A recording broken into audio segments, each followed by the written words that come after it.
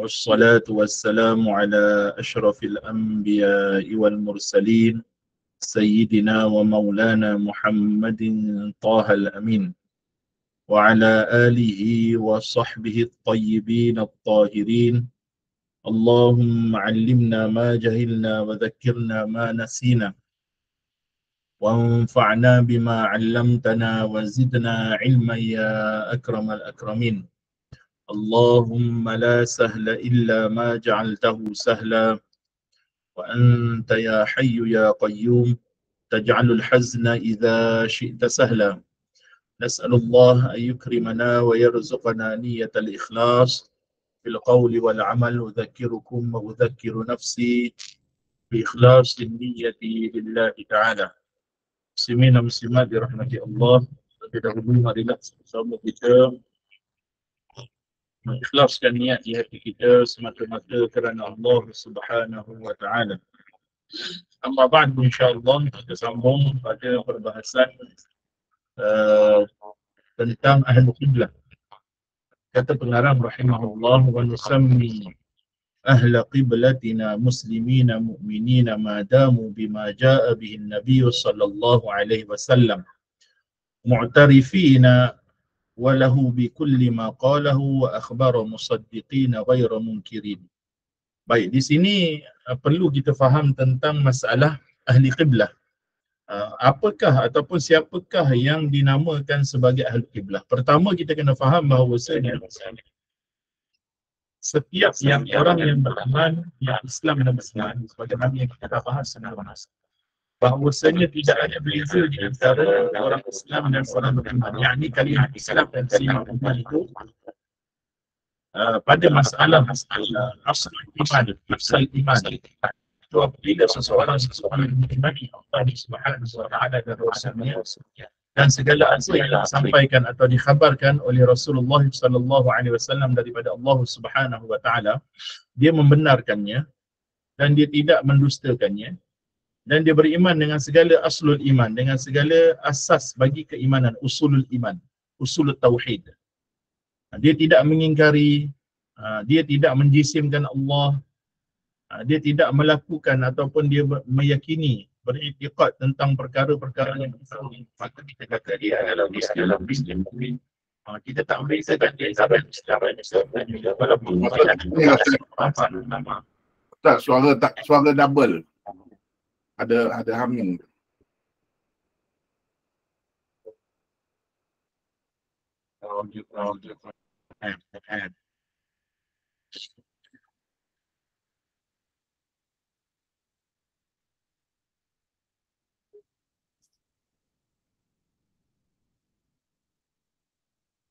Macam ni dah jelas ya? Belum? Jelas. Jelas.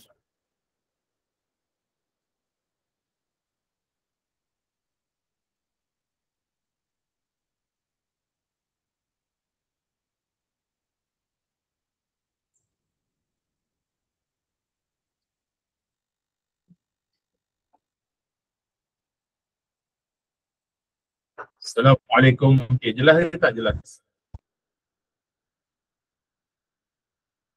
Jelas. Okey. Sekarang dah jelas. Baik. Maka orang yang mukmin dan orang yang muslim itu sama pada perkataan tersebut dengan membawa makna itu orang yang beriman dan dia menyerahkan keyakinannya, segala ketundukannya kepada Allah Subhanahu wa taala. Maka kita memanggil mereka sebagai ahlu qiblah.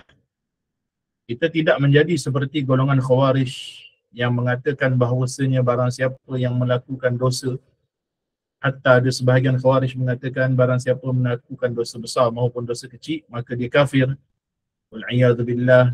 Atau siapa yang melakukan dosa besar, di sisi Mu'tazilah dia kata dia bukan beriman dan dia bukan orang kafir, dia duduk tengah-tengah.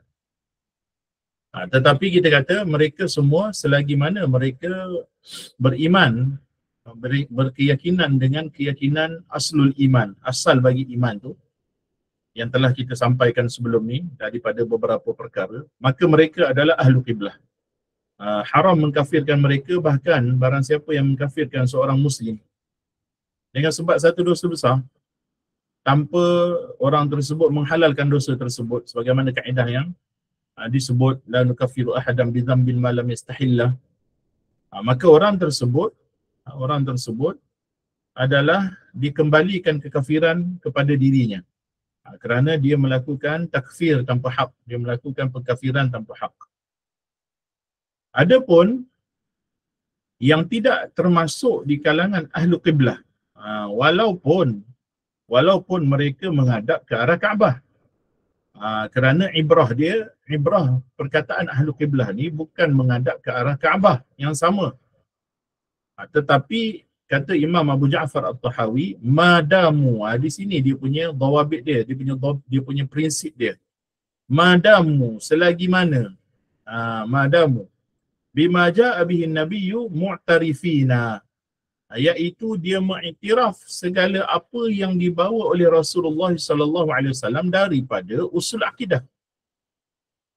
Jadi dia tidak bercanggah dengan akidah Nabi pada masalah yang usul.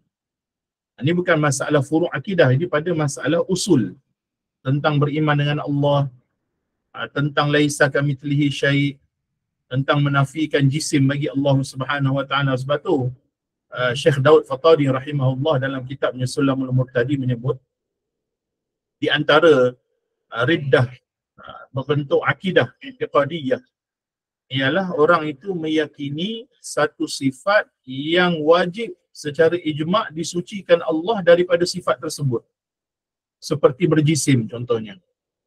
Disebut dalam kitab Sulamul Murtadi. Maka di sini kita faham bahawasanya sesiapa yang mengingkari pada masalah usul akidah, bukan masalah furu' akidah, ada sebahagian daripada masalah akidah,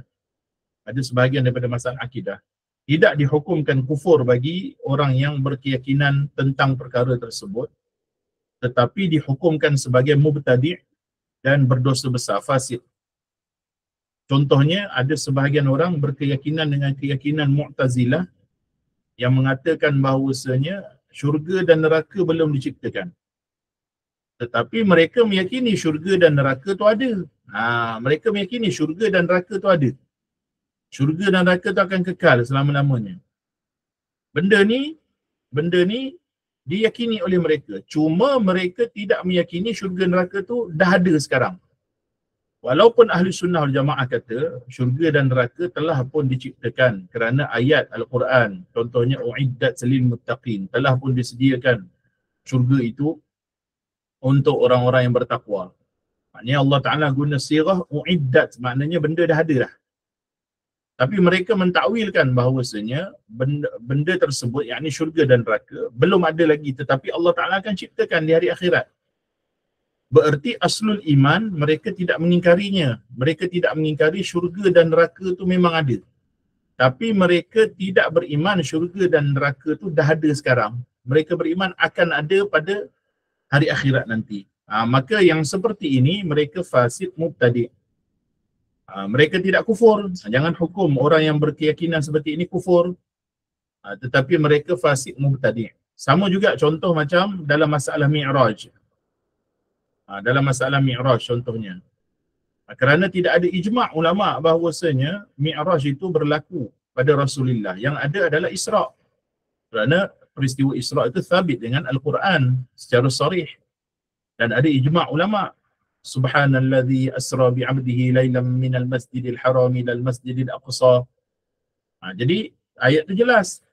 Tetapi tentang peristiwa Mi'raj, Nabi SAW, peristiwa Mi'raj itu warid dengan hadis. Dalam Al-Quran tidak dinyatakan secara jelas. Di dalam hadis dia nyatakan secara jelas. Dan hadis itu pula bersifat hadis ahad, bukan hadis yang mutawatir. Jadi ulama' kata barang siapa mengingkari peristiwa Mi'raj ini kerana berhujjah dengan hadis yang ahad, maka tidak dihukumkan kufur. Tidak dihukumkan kufur, sesat sahaja. Abu Batadian. Jadi dalam masalah ni, sesiapa yang mengingkari Mi'raj, jangan kita kata dia kafir. Tapi dia fasik, dia sesat pada akidah dia. Sama juga dalam contoh masalah ru'yah. Ru'yatullah fil akhirah. Ahli sunnah wal jamaah jelas menyatakan bahawasanya ru'yatullah berlaku pada orang beriman. Dan itulah sebesar-besar nikmat. Akbarun ni'am, sebesar-besar nikmat yang Allah Ta'ala berikan pada hamba-Nya, iaitu sekalian orang beriman melihat Allah Subhanahu Wa Ta'ala di dalam syurga kelak, tanpa Allah Ta'ala itu berada dalam syurga, tanpa Allah Ta'ala itu berada di suatu tempat, tanpa Allah Ta'ala itu berarah atas bawah kiri kanan depan belakang, tanpa Allah Ta'ala itu ada jarak di antara Allah dengan hamba, tanpa Allah Ta'ala itu berjisim, ada rupa paras dan sebagainya. Maha suci Allah. Tapi kita tidak memikirkan perkara tersebut kerana kaedah dalam tauhid ialah kita beriman, bukan kita menggambar dan mengimajinasikan perkara tersebut. Tidak. Cukup kita meyakini bahawasanya orang beriman akan melihat Allah dengan mata kepalanya di hari akhirat kelak.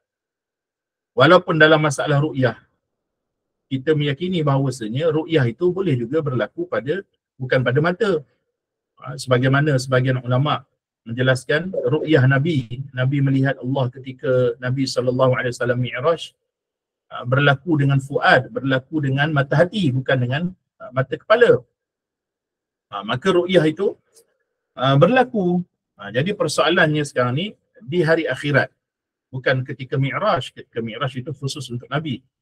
Ini persoalan tentang orang beriman di hari akhirat. Adakah mereka akan melihat Allah? Ya. Adakah makna ru'yah itu ru'yah melihat? Ya. Dengan apa mereka melihat? Kata ulama Al-Asy'ariyah wal Maturidiyah, Ahli Sunnah wal Jamaah, melihat itu dengan mata. Melihat itu dengan mata. Maka itu adalah pegangan Ahli Sunnah wal Jamaah. Jika ada orang mentakwilkan, kerana masalah ini Mu'tazilah berbeza dengan Ahli Sunnah. Mu'tazilah kata bahawasanya ru'yah di situ dengan makna ziyadatul ilm, dengan makna pertambahan ilmu. Kerana mereka mentakwilkan ru'yah itu dengan pertambahan ilmu. Jadi kata ulama, ini adalah qaul Mu'tazilah. Tetapi ulama khilaf pada masalah takfir golongan ni. Takfir dalam masalah ru'yah ini. Ada sebagian ulama mentakfirkan, ada sebagian ulama tidak mentakfirkan. Yang rajihnya ialah tidak ditakfirkan. Kerana mereka tidak mengingkari ru'yah. Cuma mereka mentakwilkan ru'yah itu kepada makna ziyadatul ilmi. Pertambahan ilmu. Jadi Ahli Sunnah wal Jamaah kata, melihat Allah Subhanahu Wa Ta'ala di hari akhirat bi'ayuni ru'usihim, dengan mata kepala mereka. Cukuplah kita beriman dekat tu. Janganlah kita fikir lagi bagaimana dan sebagainya, kerana kaif bagi Allah Ta'ala itu ternafi. Maha suci Allah Subhanahu Wa Ta'ala. Jadi dalam permasalahan ini, kita sebagai talibul ilm, masalah takfir kena berhati-hati. Jangan kita sebarang-sebarang takfirkan orang. Tetapi apabila seseorang itu kita telah kenal pasti dan jazam, yakin bahawasanya dia ni memang bercanggah dengan akidah daripada sudut usul. Maka orang tersebut tidak dihukumkan sebagai ahlu qiblah. Ini di sisi empat mazhab. Sebab tu kita kata selagi mana Imam Abu Ja'far At-Tahawi bagi kaedah, madamu bima ja'a bihi Nabi sallallahu alaihi wasallam mu'tarifin, iaitu dia mengiktiraf segala apa yang dibawa oleh Nabi sallallahu alaihi wasallam. Dia tidak mengingkari ada syurga, ada neraka, adanya hasyar, adanya ba'ath, adanya hari kebangkitan, adanya hari perhimpunan, adanya mizan, adanya titian sirat. Itu semua dia tidak mengingkarinya. Dia menafikan Allah Ta'ala itu berjisim dan sebagainya. Maka dia masih lagi dalam kategori mu'tarifin. Walahu bi kulli ma qalahu wa akhbara musaddiqina ghayra munkirin. Kat situ tambahannya ghayra munkirin, iaitu dia membenarkan segala apa yang dibawa oleh Nabi sallallahu alaihi wasallam dan dia tidak mengingkarinya. Ni ada tambahan dalam matan yang ana ambil talaqi dalam yang kita share ni tak ada. Di dalam matan yang ana ambil talaqi ada ghayra munkirin. Itu katanya syarih Imam Abu Ja'far At-Tahawi menjelaskan lagi. Awdaha bihi ma qablahu liyu'lam. Bahawasanya dia menjelaskan bahawasanya apa yang telah disebutkan sebelum ni tentang ahlu qiblah itu adalah muslimin dan mukminin adalah bukan semata-mata mujarrad tawajjuh ila qiblatina. Bukan semata-mata dia tu menghadap ke arah kiblat yang sama dengan kita. Kerana perkara tersebut la yadullu ala haqiqatil iman bin nabiyyi. Kerana itu tidak menunjukkan atas hakikat iman. Itu yang kita kata usul iman tu. Semata-mata menghadap ke arah kiblah bukan bermakna dia adalah ahlu kiblah. Kerana dalam masalah ini kita kena faham, ada sebahagian orang, contohlah kalau dalam masalah ibadah, kita katakan dalam masalah ibadah. Dalam masalah ibadah ada sah dan batalnya. Walaupun orang tersebut dia buat gambaran ibadah. Contohnya kita nampak dia solat. Secara zahir kita nampak gambaran dia solat. Tapi berapa ramai orang yang memang dia buat gambaran solat tetapi dia tak solat. Contoh, dalam solat bacaan Al-Fatihahnya salah. Sedangkan itu adalah rukun qauli. Contohnya, dia solat, zahir dia. Pada pandangan kita, oh dia ni solat. Tapi bacaan Al-Fatihahnya salah. Salah tu pula salah yang tak dimaafkan. Ada sebahagian salah masih lagi dimaafkan. Ada sebahagian salah tidak dimaafkan. Tidak dimaafkan. Jika salah yang tidak dimaafkan, maka solatnya itu tertolak. Ini bila solatnya tertolak, walaupun gambaran dia melakukan solat, tapi pada hakikatnya solatnya tak sah. Jadi sama juga dalam masalah ini. Keimanan. Walaupun dia menghadap ke arah kiblat yang sama, tetapi masalah akidah, jika jelas, ini kita sebut jika jelas. Jika tak tahu, kita hukum atas zahir. Jadi jelas tu maksudnya dengan bisarahah, dengan apa yang dipertontonkan daripada perkataannya. Memang jelas. Memang jelas bahawasanya dia bercakap benda tu. Kita sendiri yang dengar. Ataupun ada perkhabaran saksi. Yang mana tu ada detail lah. Yang mana ada perkhabaran saksi tentangnya. Dan kita dengar detail dengan jelas, dan kalamnya itu kalam yang sharih, tidak boleh ditakwilkan lagi. Yang ni kalam yang tidak menanggung makna antara dua, iaitu seperti kalam yang zahir. Ada perincian lah tentang masalah tu, tapi kita cerita sekali secara umum. Bahawasanya dia itu pada hakikat syarak, dia itu bukan ahli kiblah. Zahir dia kita hukum, ni ahli kiblah kerana dia menghadap kiblat yang sama. Tetapi jika jelas daripadanya apa-apa usul iman yang bercanggah dengan apa yang dibawa oleh Rasulullah, yang ijma', yang mutlak, dia tolak. Contohnya memang dia tolak terus kewujudan syurga dan neraka. Atau dia tolak terus kekekalan api neraka. Kerana ada sebahagian golongan, mereka beriman api neraka tu ada, tapi mereka tidak beriman kekekalan api neraka. Sedangkan masalah ini masalah yang ijma'. Ijma' para ulama', neraka tu akan kekal selama-lamanya. Syurga akan kekal, neraka juga akan kekal selama-lamanya. Jadi bila menolak masalah kekekalan api neraka, dan jika jelas dia mengatakan bahawasanya api neraka itu tidak akan kekal, maka orang seperti ini tidak lagi dipanggil ahli kiblah. Kerana apa? Kerana dia mengingkari yang dipanggil sebagai aslul iman, usul iman tu. Jadi kena bezalah. Itu sebab tu kena mengaji akidah supaya kita tahu apa usul iman, apa yang bukan usul iman, apa yang furuknya. Detail benda tu.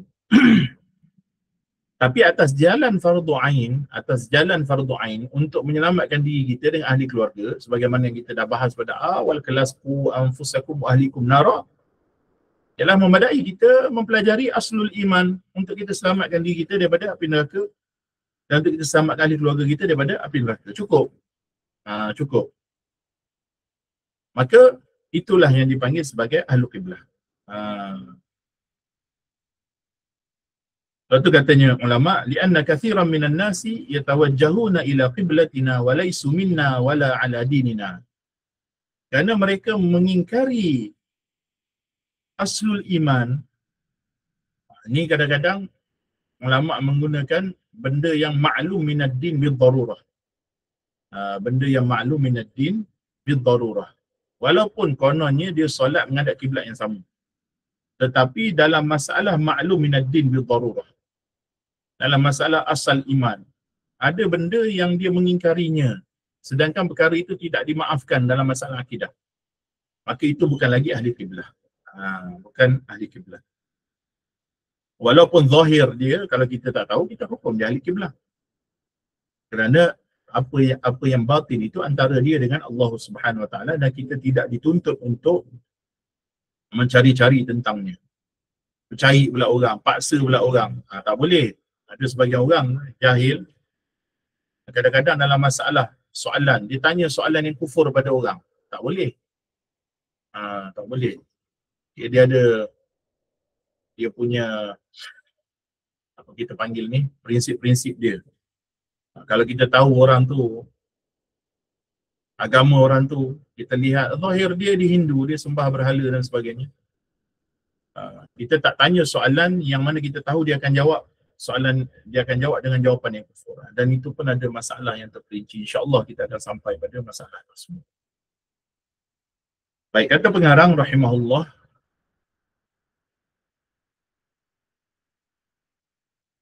wala nakhudu fillahi wala numari fi dinillah. Baik, kata pengarang wala nakhudu fillah, iaitu kita tidak memperdalam, kita tidak memikirkan tentang zat Allah Subhanahu Wa Taala. Nah, yang ni adalah kaedah asas yang sering kita ulang, dan juga Imam Abu Ja'far At-Tahawi juga mengulang perkara yang sama. Wala nakhudu fillah, yakni la nufakkiru fi dhatillah. Kita tidak berfikir tentang zat Allah, tentang hakikat Allah Subhanahu Wa Taala. Kerana orang yang memikirkan tentang Allah Subhanahu Wa Taala, tentang zat, yakni akan membawa kepada kebingungan, akan membawa kepada kesesatan, dan akan membawa kepada tashbih. Ini yang kita sebut tentang kalam Al-Imam Abu Bakr As-Siddiq radhiyallahu ta'ala anhu, sebagaimana beliau berkata, al-ajzu an darakil idraki idraku wal bahthu an dhatihi kufrun wa isyraku. Iaitu kelemahan, kita mengiktiraf kelemahan kita dalam mencapai hakikat Allah Subhanahu Wa Taala, itulah ma'rifatullah. Cukup takat tu. Kita beriman, dah selesai. Contoh dalam masalah ru'yatullah, kita beriman, orang beriman, kita beriman bahawasanya orang beriman akan melihat Allah di hari akhirat dengan mata kepala mereka, bi'ayuni ru'usihim, tanpa Allah Ta'ala itu serupa dengan makhluknya, tanpa kaif, tanpa jisim, tanpa arah, tanpa tempat, tanpa jarak, sebagaimana yang disebut oleh Imam Abu Hanifah, sebagaimana disebut oleh Imam Abu Ja'far At-Tahawi, sebagaimana disebut oleh Imam An-Nasafi, sebagaimana disebut oleh para a'immah yang lain di kalangan a'immah dalam ilmu tauhid. Dan beriman ini simple. Beriman ini simple. Okey. Contoh dalam masalah ni, beriman ni simple. Kita mengimani dah cukup, tidak kita memikirkan lagi tentang zat Allah Subhanahu Wa Taala. Dilarang, bahkan Nabi sebut la fikrata fir Rabb, tidak ada imajinasi pada Allah, pada Tuhan. Dan memikirkan tentang Allah itu juga telah pada hakikatnya membuka ruang pada mengoyak ataupun mencarikan tanzih pada Allah Subhanahu Wa Taala. Bila seorang dia mula berfikir tentang zat Allah, tentang hakikat Allah, berarti dia telah mula untuk melubangi ataupun mengoyakkan tanzihnya, akidah tanzihnya itu. Maka bermulalah di situ ruang-ruang apa yang disebut oleh Sayyidina Abu Bakr As-Siddiq tadi, wal bahthu an dhatihi kufrun wa isyrak. Dan orang yang mencari-cari tentang hakikat Tuhan, tentang zat Allah, itu akan membuka ruang kepada kufrun. Kufrun sini ulama kata kufrut ta'til, kekufuran jenis ta'til, iaitu menafikan sifat Allah. Sebagaimana golongan Mu'tazilah yang ekstrim, mereka menafikan sifat ma'ani. Mereka menafikan sifat ma'ani Allah Subhanahu Wa Taala. 7 sifat ma'ani itu, qudrah, iradah, ilmun, hayyun, sama', basar, kalam. Mereka menafikan sifat ma'ani ni kerana mereka terlalu memikirkan. Mereka kata kalau Allah bersifat dengan ma'ani, maka Allah sama dengan makhluk. Tak. Ulama ahli sunnah kata tak. Ulama ahli sunnah kata sedangkan sifat itu warid semua dalam Al-Quran. Sifat-sifat ma'ani warid dalam Al-Quran, dan bukan warid secara mutasyabihat pun, warid secara muhkamat, jelas. Contohnya Allah Ta'ala berfirman, wa huwas sami'ul basir. Allah Ta'ala maha mendengar lagi maha melihat. Kita isbatkan sifat dengar dan sifat lihat bagi Allah. tanpa kita menyamakan Allah dengan makhluknya. Itu yang datang kaedah pula tentang masalah ittifaqu fil lafzi, ikhtilafu fil ma'na. Dia sepakat, bukan kongsi, bukan ishtirak. Ulama kata jangan sebut ishtiraku fil lafzi, tapi ittifaqu fil lafzi. Ittifaqu fil lafzi, iaitu dia seolah sepakat pada lafaznya, tetapi pada makna berbeza. Sifat dengar Allah bukan dengan alat, bukan dengan telinga, bukan dengan gegendang, bukan dengan jarak. Allah Ta'ala maha mendengar setiap sesuatu. Tapi makhluk Allah Ta'ala ciptakan dengarnya pada anggota telinga, berhajat pada gegendang, berhajat kepada frekuensi dan sebagainya.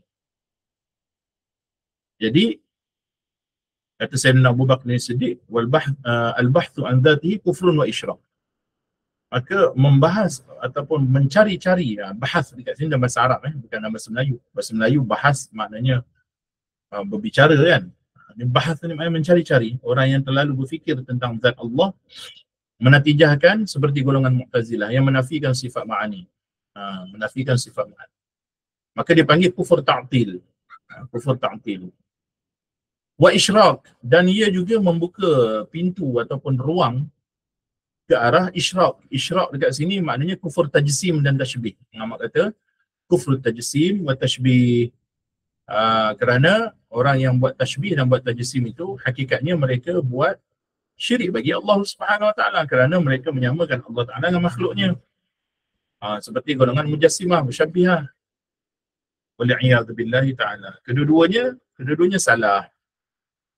Maka kita ahli sunnah cukup takat tu. Yang pertama tadi, al-ajzu an darakil idraki idraku. Imam Ahmad Ibn Hanbal kata apa? Mahma tasawwarta bibalik fallahu la yushbihu dhalik. Apa saja yang tergambar di fikiranmu, Allah Ta'ala tidak seperti itu. Jelas. Selesai. Maka apa yang terlintas dalam fikiran kita, Allah bukan seperti itu. Apa yang terlintas dalam fikiran kita, Allah Ta'ala bukan seperti itu. Imam Ahmad Ar-Rifa'i tu pengasas kepada tariqah Rifa'iyah menyebut ghayatu ma'rifati billahi al-iqanu biwujudihi bila kaifin wala makan. Kemuncak pengetahuan seorang hamba tentang Allah Subhanahu Wa Taala ialah dia meyakini bahawasanya wujud Allah Taala itu tanpa menyerupai makhluknya dan tanpa bertempat. Ini ada dalam kitab Burhanul Muayyad dan juga kitab Hikam bagi Imam Ahmad Ar-Rifa'i. Dia hikam, ada hikam Ibn Atta'illah Sakandari. Ada juga kitab hikam oleh Imam Ahmad Ar-Rifa'i. Saya ada dia punya nuskhah dia. Dan begitu juga perkataan yang sama disebut oleh Imam Dhunnun Al-Misri, mahma tasawwarta bibalik fallahu la yushbihu dhalik, ataupun fallahu bi khilafi dhalik. Fallahu bi khilafi dhalik, perkataan Dhunnun Al-Misri. Fallahu la yushbihu dhalik, perkataan Imam Ahmad bin Hanbal. Baik. Maka kita tidak memikirkan tentang zat Allah Subhanahu Wa Taala. Kemudian kata pengarang wala numari fi dinillah, iaitu kita tidak bergaduh dalam yang saya ambil dengan guru saya. Numari ni maksudnya bergaduh-gaduh, berbantah-bantahlah, bergaduh-gaduh pada agama Allah Subhanahu Wa Taala, iaitu pada jidal pada perkara yang sia-sia, jidal pada perkara yang tidak diketahui, tetapi bukan bermakna tidak boleh berjidal pada menegakkan kebenaran. Bahkan warid, imam kita Imam Syafi'i pun berjidal dengan golongan Mu'tazilah untuk menegakkan kebenaran. Imam Ahmad Ibn Hanbal juga berjidal tentang masalah sifat kalam Allah. Tapi kalau berjidal tentang masalah yang furu', contohnya yang ada gaduh kunut tak kunut, jangan bergaduh.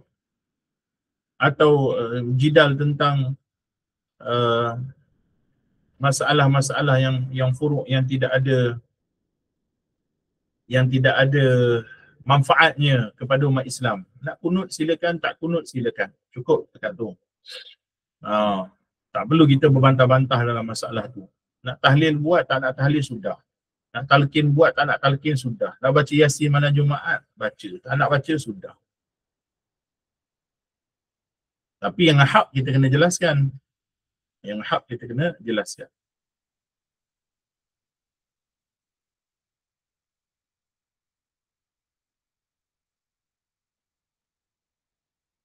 Imam Asy-Syafi'i rahimahullah radhiyallahu taala anhu, apabila beliau bermunazarah, berdebat dengan seseorang, maka kata ulama, Imam Asy-Syafi'i ini seumpama asad, seumpama asad, seumpama singa bila berdebat. Tetapi Imam Asy-Syafi'i pada dirinya, jika dia berdebat dengan seseorang, dia bukan berdebat untuk menang. Ni dia, bila kita nak masuk dalam sesuatu perdebatan, itu yang sebahagian orang kadang-kadang berhadapan dengan golongan yang bercanggah dengan ahli sunnah pun, hatta pada zaman salafus salih, pada zaman Imam Abu Hanifah dan sebagainya. Ada sebahagian daripada para ulama kita, mungkin apabila masuk dalam perdebatan, niatnya tu salah. Niatnya tu kerana nak menang, niatnya kerana nak menjatuhkan pihak lawan. Maka kadang-kadang perdebatan itu berakhir dengan jatuh air muka. Bukan kerana apa yang dipertahankan ulama ahli sunnah tersebut salah, okay? Tetapi kerana keikhlasan dia tu tak ada dalam perdebatan. Yang ni yang kita tak nak.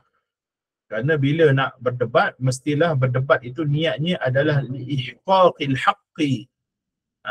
Adalah liihqaqil haqqi, untuk mentahqiqkan apa yang hak, apa yang benar. Apa yang benar.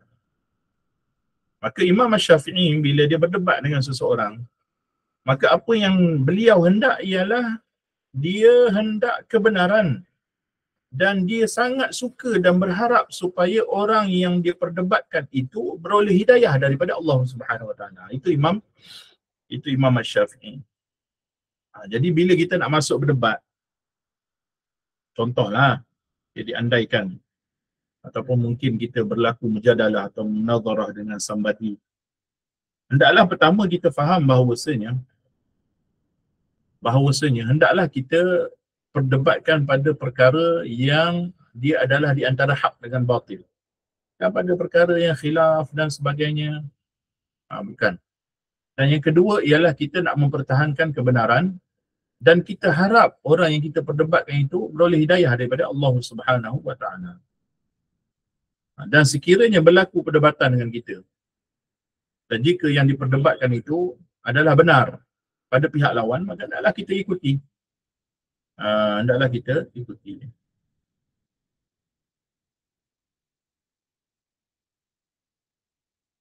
Maka sesama ikhwan ahli sunnati wal jamaah, janganlah kita perdebatkan pada masalah-masalah yang furu'. Masalah-masalah yang furu' jangan. Kerana itu akan mengoyakkan lagi kesatuan ahli sunnah wal jamaah. Tetapi pada masalah usul, kan kita perdebatkan untuk kita menang, tidak. Kita perdebatkan supaya kita sama-sama beroleh keredaan Allah Subhanahu Wa Taala. Baik, kata pengarang, wala nujadilu fil Quran, iaitu kita tidak membantah-bantah, juga berjidal pada Al-Quran. Iaitu, kata ulama, kita tidak menghukumkan pada Al-Quran dengan menafikan sesuatu yang ada ihtimal padanya. Contoh, kata ulama, seperti dia berjidal pada masalah qiraat. Kita kadang-kadang kita tak belajar qiraat, kita dengar orang baca sedikit lain daripada kita. Kita baca sedikit lah. Sebagian orang dia baca qiraat, ada sebagian qiraat berbeza dengan kita. Macam kita ambil daripada Hafs an Asim. Boleh jadi kita punya qiraat, kita dengar qiraat orang baca qiraat Warash contohnya berbeza dengan kita. Dan qiraat selain daripada tu, daripada 7 qiraat atau 10 qiraat, lazimnya 7 lah, yang 7 qiraat. Maka kalau dia qiraat ni dia bukan sahaja pada masalah imalah contohnya, wadduha wallaili idza saja contohnya. Bukan itu sahaja. Ada sebahagian qiraat susunan ayat juga ada sedikit perbezaan. Tapi makna sama. Cuma kalau kita tak biasa dengar, maka janganlah kita berdebat dan berbantah dalam masalah itu, kerana Al-Quran itu turun dalam beberapa wajah. Turun dalam beberapa wajah qiraat yang sabit daripada Rasulullah sallallahu alaihi wasallam.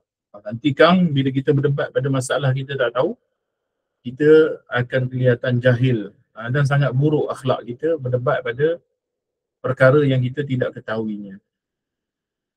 Juga kadang-kadang dalam masalah fiqh. Dia masalah usul akidah ni, dia tak luas pembahasan dia. Furu' akidah ada. Usul akidah dia, usul nama pun usul yang telah diijma'kan ulama. Cukuplah takat tu, tak perlu jidal lagi. Pada masalah furu', especially pada masalah furu' fiqhiyah, furu' fiqh. Furu' fiqh ni, kalau kita mengaji fardu ain dalam mazhab Syafi'i, cukuplah kita amal apa yang kita amalkan, yang kita dah belajar. Jangan kita perdebatkan pada masalah kita tak tahu. Kan? Jangan kita perdebatkan. Kita boleh datangkan persoalan dengan cara kita nak belajar. Contohlah, kadang-kadang mungkin kita melihat ada orang dia bergerak lebih daripada 3 kali dalam solat. Bergerak lebih daripada 3 kali dalam solat. Kita di Malaysia, kita pegang qaul yang masyhur. Bergerak lebih 3 kali dalam solat, batal solat. Tapi ada qaul dalam mazhab, bergerak lebih daripada 3 kali, tak batal solat. Kalau kita nampak, janganlah kita pula pergi marah dia, maki dia, mempertegakkan 3 kali tu batal juga solat. Sedangkan apa dia belajar lain, belajar lain dan kedua-duanya ada sumber, kedua-duanya juga boleh diamalkan. Jadi dalam masalah fiqh itu lebih luas lagi ruang lingkupnya. Apalagi kalau cross mazhab, mazhab Syafi'i, mazhab Hanafi, mazhab Hanbali. Takkan kita nak marah orang mazhab Hanafi tak makan kerang sedang kita makan kerang. Orang mazhab Hanafi tak makan udang sedang kita makan udang. Payahlah berdebat masalah-masalah tu. Tapi pada masalah usul, untuk iqamatul haq wa ibtalul batil, untuk menegakkan yang hak dan membatalkan apa yang salah, itu perlu. Itu menjadi kewajipan sesuai dengan sabda Nabi SAW, man ra'a minkum munkaran falyughayyirhu bi yadihi fa illam yastati' fa bi lisanihi fa illam yastati' fa bi qalbihi. Maka hendaklah kita buat ingkarul munkar.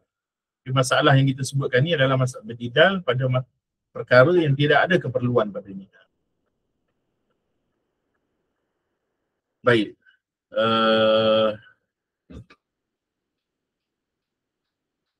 Sampai sini dulu. Sebab perkataan muallif selepas ini tentang kalamullah, dia ada teknikal supaya kita kena tahu.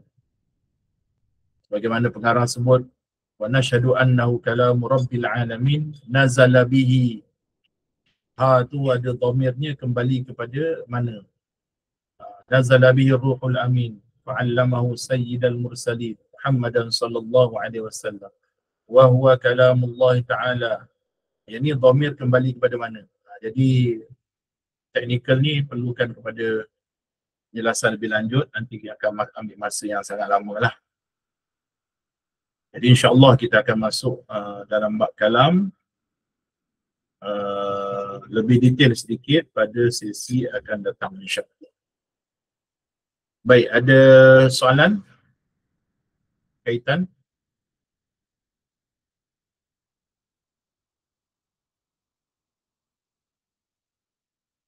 Kalau tak ada, insya-Allah kita berjumpa lagi pada sesi akan datang. Bergerak 3 kali dalam solat dalam satu masa berturut-turut. Gerak 3 kali. Gerakan yang besar, anggota besar 3 kali berturut-turut dalam solat, batal solat mengikut satu qaul. Kita tak masuk dalam tu. Itu dalam